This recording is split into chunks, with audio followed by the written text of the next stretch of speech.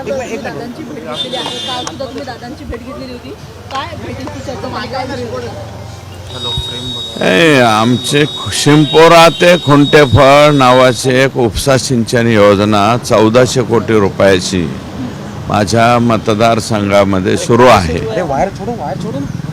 आणि त्या योजनेसाठी माननीय मुख्यमंत्री महोदय यांनी सभागृहामध्ये 300 कोटी रुपये देऊ अशा प्रकारची घोषणा सभागृहामध्ये केलेली आहे. त्याची फाईल मूव झालेली आहे आणि त्याच्यामध्ये लवकरात लवकर आम्हाला ते 300 कोटी रुपये द्यावेत. कुंटेफळ आणि कुंभेफळ या दोन गावाच्या पुनर्वसनाचा प्रश्न आहे. शेतकऱ्यांच्या भूसंपादनाचे पैसे द्यायचेत आणि कॉन्ट्रॅक्टरचे सुद्धा पैसे द्यायचेत. म्हणून अति तातडीनं मला वेळ मिळाली होती दादांची, म्हणून यासाठी आलेलो आहे. पण तुम्ही मागच्या अनेक दिवसांमध्ये आपण बघितलं तर मुख्यमंत्र्यांची उपमुख्यमंत्र्यांची सातत्याने भेट घेत आहात. एका बाजूला वाल्मिकी कराडचं प्रकरण चालू असताना तुमच्या सातत्याने होणाऱ्या भेटी याच्याकडे खरं तर अनेक त्याच्यामुळे चर्चा होती. वाल्मिकी कराड हे अतिशय गंभीर प्रकरण आहे.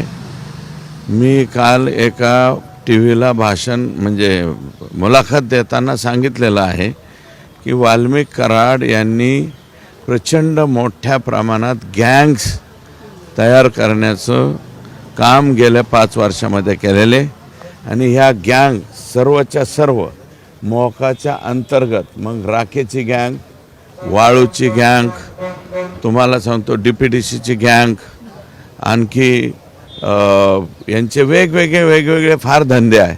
बऱ्याचशा एजन्सी आहेत, त्याच्या वसुलीच्या गँग, या जेवढ्या गँग आहेत या सगळ्याच्या सगळ्या मोकामध्ये जर नाही घातल्या तर भविष्यामध्ये हे जे तिकडे तिहार जेलमध्ये जे होतंय, मी कोणाचं नाव घेऊ इच्छित नाही, परंतु अगदी मुंबईच्या सलमान खानपर्यंत जे येते तसा काहीसा प्रकार या गँगकडून होऊ शकतो, हे मी जबाबदारीनं बोलतो. तुम्ही पीक विमा घोटाळा काढला आणि आता काल अजित पवारांची भेट घेत तुम्ही ज्ञानधारा मल्टी इस्टेट असेल, त्यानंतर राजस्थान मल्टी इस्टेट असेल, अशा अनेक ज्या छोट्या बँका आहेत त्यांनी लोकांना बुडवलेलं आहे, त्यांची तुम्ही प्रश्न मांडलेले आहेत. या सगळ्या बँका ज्या बुडाल्या आहेत त्या वाल्मिकी कराड आणि त्यांच्या गँगच्या धमकींच्या मार्फत त्यांचा बऱ्यापैकी सहभाग आहे वाल्मिकी कराड यांचा.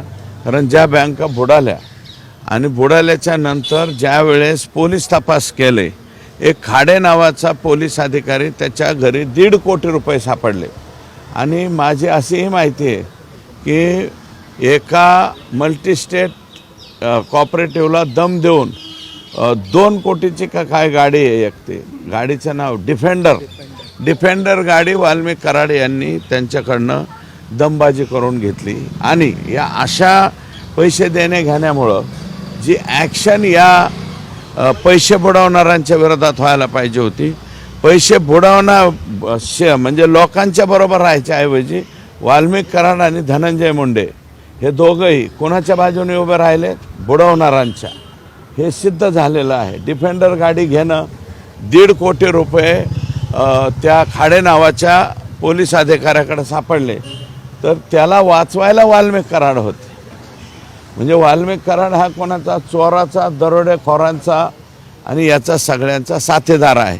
आणि मी उद्या किंवा परवा जिथे कुठं मोर्चा असेल त्या मोर्चामध्ये 100% ह्यांच्या प्रॉपर्टी ज्या आहेत त्याची आकडेवारी 2 दिवसामध्ये सादर करतो. बापू आंधळे यांची हत्या झालेली होती त्यावेळेस बापू आंधळे यांची हत्या झालेली होती. बापू आंधळे यांच्या हत्येच्या संदर्भात बबन गित्तेच्या विरोधात 307 घेतली, परंतु क्रॉस 307 जी आहे घेतलेले नाही. आता काल मला वाटतं बबन गित्तेच्या भावाच्या मिसेसने काल अर्ज दिलेला आहे. आम्ही SP साहेबांना सांगू की त्याच्यामध्ये 307 उलटी यांच्यावरती सुद्धा घेतली पाहिजे. आणि बबन गित्ते या व्यक्तीचा, तो कोणत्या पक्षाचा आहे काय मला माहीत नाही, पण या व्यक्तीचा त्या खुनाशी काहीही संबंध नाही. फक्त नाव टाकायचं म्हणून त्याचं नाव टाकलं आहे. आणि विधानसभेला कदाचित तो उमेदवार होतो का काय, विधानसभेचा उमेदवार व्हायच्या आधीच त्याचा अशा पद्धतीने काटा काढला गेला. राजीनाम्याची मागणी तुम्ही सातत्याने करत होता. कालही अजित पवारांची भेट घेतली होती. आजच्या भेटीमध्ये या विषयावर काय चर्चा केली आहे? मी कुठं राजीनाम्याची मागणी केली? अजून मी नाही राजीनामा. तुम्ही जरा माझ्या रिवाइंड करा. राष्ट्रवादी काँग्रेस पक्षाचे बीड जिल्ह्यातले ज्येष्ठ नेते श्री प्रकाश सोळंके यांनीच त्यांच्या राजीनाम्याची मागणी केली. मी कुठं मी ज्या वेळेस मी आतापर्यंत आका आणि आकाच्या आका म्हणत होतो. आकाबद्दल आता मी स्पष्ट बोलायला लागलो. आका ह्याच्यात सगळ्यात आहे. आका अंदर आएगा, अंदर आने के बाद फिर चौकसी होंगी और चौकसी के बाद जिसका भी नाम आएगा उसका भी आएगा. नहीं आया तो बहुत अच्छा हुआ. एवढ्या प्रकरणामध्ये जर धनंजय मुंडेचं नाव तुम्ही घेता, तुमच्याकडे नक्कीच काहीतरी पुरावा नाही हे बघा, खंडणीच्या बाबतीत 7 फुटावर त्यांनी बैठक घेतली. हे आजही मी जबाबदारीनं सांगतो. त्यांच्या राजीनाम्यावर CDR ते तपासतील ना पोलीस. आता यासाठी आहे ना. मी राजीनामा मागितलेला नाही, अजूनही मागितलेला नाही. तो राजीनामा मागायचा का घ्यायचा का नाही ते कोणाच्या हातात आहे? हे हे बंगला कोणता आहे? चित्रकूट ना, देवगिरी. चित्रकूट तिकडे आहे उजव्या हाताला. तर हे देवगिरी जे आहे ते रामटेक आहे. हा तर मला नावं माहीत नाही राहत. पंचायत होत. अडाणी माणूस आहे, अडाणी माणूस आहे, समजून घ्या.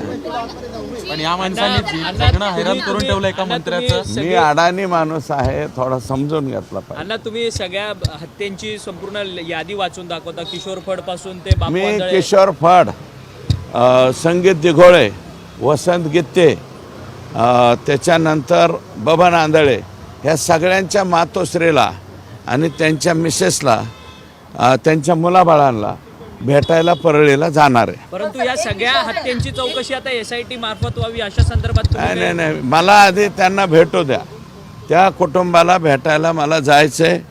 जे मी नावं घेतले त्यातल्या एका मातोश्रीने मला फोन केलाय की कोणी नाही बिचारा, तू तरी बोललास, आमचे लेकरं गेलेत त्याचं, तर किमान आम्हाला भेटायला ये. मी परळीला भेटायला जाणार आहे.